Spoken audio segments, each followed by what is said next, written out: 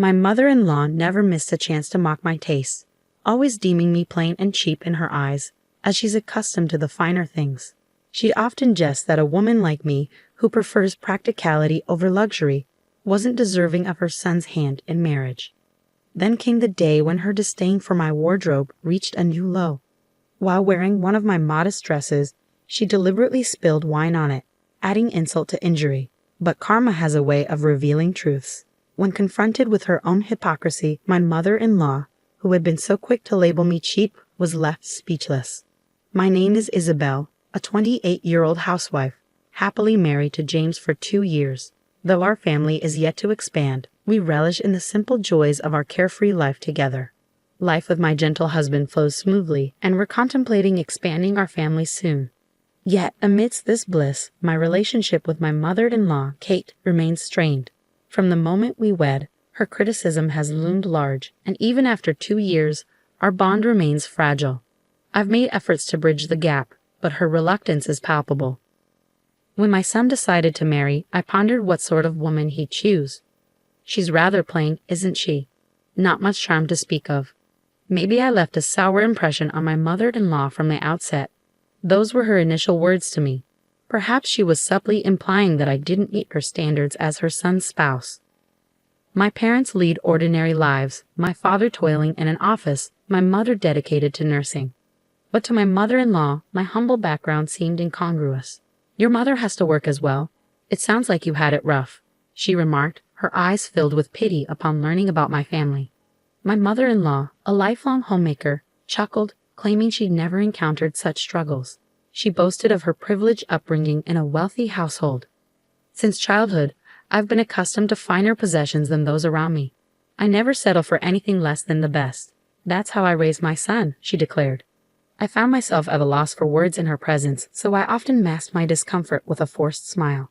It's undeniable that my taste leans towards simplicity, a stark contrast to my mother-in-law's penchant for glamour. She's perpetually adorned in lavish designer attire, accessories, and makeup. You have no eye for quality, do you? It's always about the budget, isn't it? What made my son pick her? I made sure he knew better. Her boasts inevitably sag into belittling remarks aimed at me. Ever since my husband and I tied the knot, my interactions with my mother-in-law have remained consistently strained. Yet, even amidst her occasional barbs, I've learned to brush them off with ease. Thankfully, both my father-in-law and husband extend warmth and kindness towards me, alleviating any need for concern on my part. And amidst this familial dynamic, there's another figure who's always greeted me with open arms. That person is my grandmother-in-law, my husband's grandmother via his father's side. Despite being well into her 80s, she's remarkably spry and hale. My in-laws own 2 luxurious houses aboard a grand yacht, with each residence occupied by different generations. The sight of these splendid mansions left me in awe upon my first visit. We got a good deal on the land, and the carpenter didn't charge us much, my father-in-law explained casually. "It's not as grand as you think," chuckled my grandmother-in-law, downplaying the extravagance. While my mother-in-law often boasts about her home and accomplishments, it's clear that much of it is owed to the hard work and success of my grandparents-in-law. Despite this, my grandmother-in-law remains humble and approachable, showing warmth and kindness towards me. Despite my mother-in-law's occasional irritations, I found solace in my relationship with my grandmother-in-law. It's like having another granddaughter around, after all. "There aren't any girls in our family," she remarked fondly, endearing herself to me. While I longed for harmony among us 3 women, reality didn't align with my hopes. Nevertheless, I cherished my bond with my grandmother-in-law. Though I didn't engage much with my mother-in-law, I found joy in spending time with my grandmother-in-law, whether it was sharing meals or enjoying tea outings together. One day, I received a call from my mother-in-law.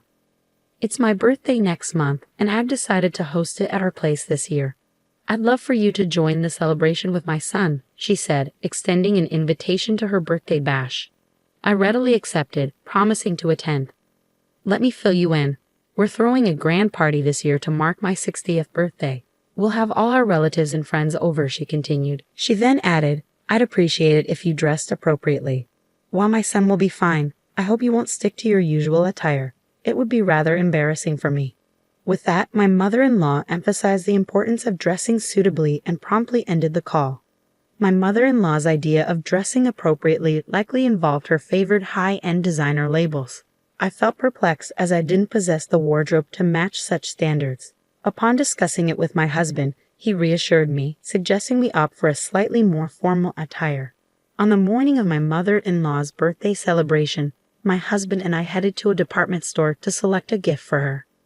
My mother-in-law, with her penchant for luxury, would surely appreciate a lavish gift. Luckily, she wouldn't mind if I credited my husband for the choice, making our tasks simpler. After selecting the presents, we enjoyed a leisurely lunch before preparing to head to my in-laws. As we were about to leave, my grandmother-in-law called my phone. "Come over to my place now," she urged. I explained that I was currently out but would head home shortly to change before making my way to my mother-in-law's party. "Just come over as you are," my grandmother-in-law insisted over the phone, assuring me that there was no need to change my clothes and urging me to hurry. Curiosity piqued, I decided to make my way to her house to see what was going on. I asked my husband to head home and change while I went to visit my grandmother-in-law, promising to meet him at my in-laws later. Arriving at her doorstep, my grandmother-in-law greeted me with a hearty laugh, beckoning me inside. Amidst her laughter, she shared details about my mother-in-law's upcoming party. "It seems like quite the affair. Deliveries have been arriving at their house since this morning," she remarked. From my grandmother-in-law's place, I had a clear view of my in-laws' residence, where vendors had been bustling in and out since early morning. I caught wind that a grand floral arrangement had just been delivered, igniting my mother-in-law's excitement. "My daughter-in-law sure knows how to make a statement," my grandmother-in-law remarked proudly, leading me into the cozy sitting room at the rear of the house. Lining the room were several elegant Polina trunks. With a flourish, my grandmother-in-law unlocked one and retrieved something from within. "Isabel dear, you were told to dress up today, weren't you? Here, take my dress. This way, she won't have anything to fuss about," my grandmother-in-law beamed, presenting a stunning dress before me. It was evident that the garment held a special place in her heart, meticulously cared for and exquisitely beautiful. "It's a gem, really. I hardly wear it nowadays. It's a shame for it to gather dust. I thought it would be a perfect fit for you, Isabel," she continued, retrieving matching accessories from the chest with a sense of generosity and warmth. My grandmother-in-law seemed to pick up on my mother-in-law's implications, suggesting that I adorn myself in something grand to deflect any criticism. Though I lacked knowledge about dresses, the way my grandmother-in-law spoke hinted at its extravagance. When she offered it to me, I was taken aback. "I can't possibly accept such a lavish gift. I'm truly sorry," I replied, hesitantly declining the dress. "It's all right, dear, it's all right. I trust to cherish it as much as I have. That's why I want you to have it," she reassured me with a gentle smile, gently urging the dress into my hands. With her skilled hands, my grandmother-in-law swiftly dressed me, transforming me into a vision of elegance. "I haven't worn a dress since my 21st birthday," she chuckled, reminiscing. "Isn't it a splendid occasion to dust off our fineries for such a fancy party?" As we chatted about the upcoming party, I was oblivious to the fact that the dressing process had concluded. Suddenly, a visitor arrived at my grandmother-in-law's. "I've arranged for this lovely lady to take care of your hair and makeup. You're in good hands," my grandmother-in-law declared, going the extra mile to call in a professional hairdresser for the occasion. "My dear granddaughter, I've always looked after you. It's only right I make sure you look your best," she expressed, her affection evident. Thanks to her efforts, I was adorned in glamour from head to toe, with her assurance that my mother-in-law would be impressed.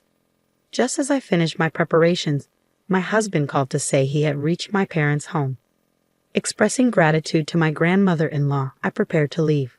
"I'll join you shortly after changing," she bid me farewell, her kindness following me as I departed. My husband's eyes widened in surprise at my stunning attire as we entered my parents-in-law's home together.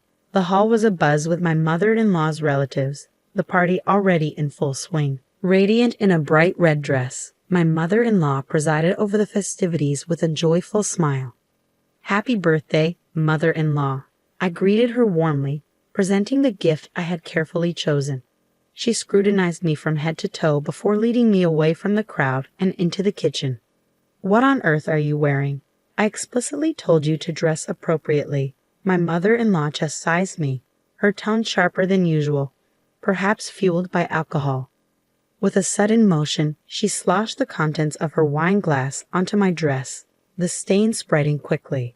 "You brought this upon yourself by forcing that dress on," my mother-in-law continued, disregarding my distress and the ruined state of my attire. Her words dripped with disdain as she criticized my tastes and disparaged those from less affluent backgrounds. She insisted I leave, deeming my outfit unfit for the occasion. "This belongs to your mother," I managed to utter, my shock palpable. I felt a wave of sadness wash over me, realizing that all the efforts my grandmother-in-law had put into preparing me for the event had been destroyed in an instant. "What about my mother? What nonsense are you spouting? In any case, I don't want you here today. Just leave my son and go home." My mother-in-law, oblivious to the situation, urged me to depart hastily. Just then, I heard my grandmother-in-law's voice from behind me.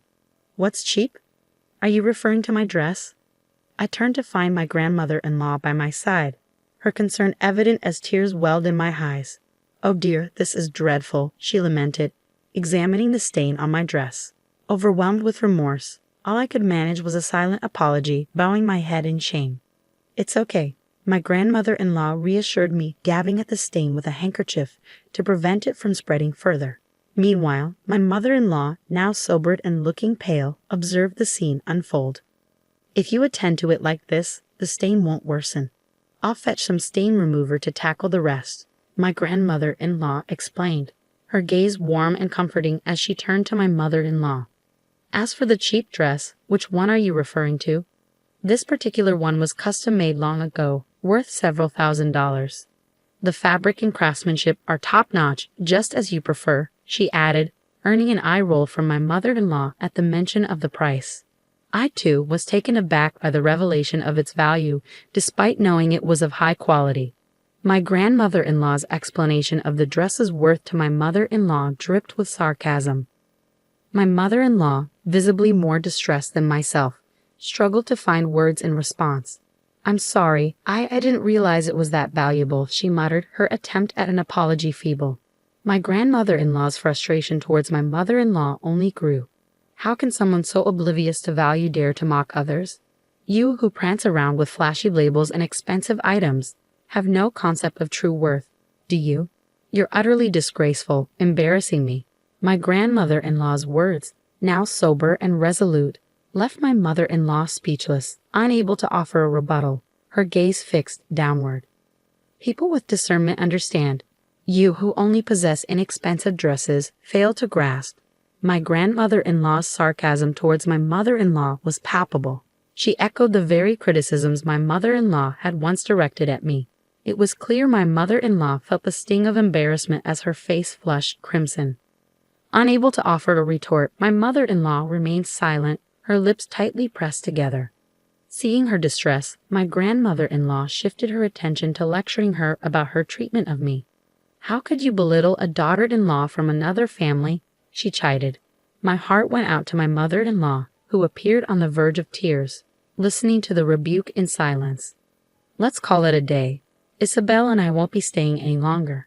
Enjoy the rest of the party." My grandmother-in-law concluded her lecture towards my mother-in-law, signaling an end to the confrontation. Her once vibrant red dress, chosen with such anticipation for the celebration, now seemed out of place amidst the tension. "Wait here. I'll fetch some alternative attire for you from home." I excused myself to change into my own clothes, provided by my thoughtful grandmother-in-law. My husband accompanied me back to her house. Upon hearing the tale from my grandmother-in-law, my husband's ire was palpable.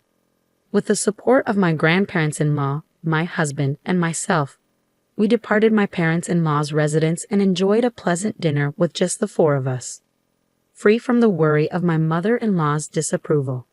Following the incident, both my husband and grandmother-in-law, furious with my mother-in-law's behavior, delivered another round of stern reprimands. They made it clear she was to steer clear of me and impose limits on her spending. It appeared my grandmother-in-law's words about the importance of humility had struck a chord. My mother-in-law's complexion paled, rendering her unrateable.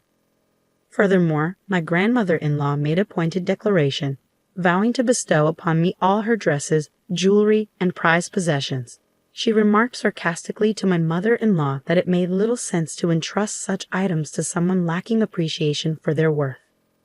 Though I had refrained from commenting previously, it became evident that my grandmother-in-law harbored disapproval towards my mother-in-law's penchant for luxury. Later, with a mischievous grin, my grandmother-in-law revealed to me the dress stained with wine.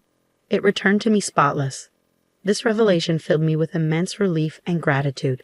While I may still be learning about the finer aspects of quality, I have gleaned invaluable lessons from my grandmother-in-law, who embraced and accepted me wholeheartedly.